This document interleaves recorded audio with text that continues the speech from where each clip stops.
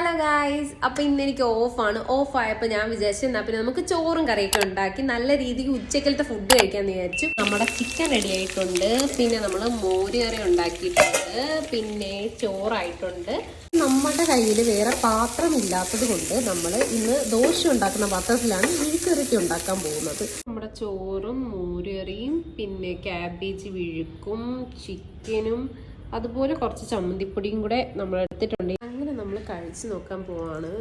മോര് കറി, തോരൻ, പിന്നെ നമ്മുടെ ചിക്കൻ വറുത്തത്, പിന്നെ കുറച്ച് ചമ്മന്തിപ്പൊടിയും കൂടെ എടുത്തിട്ടുണ്ടായിരുന്നു. ചിക്കൻ ഉള്ളതുകൊണ്ട് ചമ്മന്തിപ്പൊടിയുടെ ആവശ്യമില്ല, എന്നാലും ഒരു കൊതി തോന്നിയിട്ട് ഞാൻ കുറച്ച് ചമ്മന്തിപ്പൊടിയും കൂടെ എടുത്തിട്ടുണ്ട്.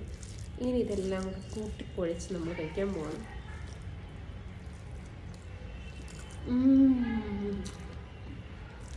ശരിക്കും നല്ല ടേസ്റ്റ് ഉണ്ട്. ഞാൻ ചുമ്മാ തള്ളുന്നതല്ല, നല്ല ടേസ്റ്റ് ഉണ്ട്. വിശന്നിരുന്നോണ്ടാണെന്ന് അറിയില്ല, നല്ല ടേസ്റ്റ് ഉണ്ട്.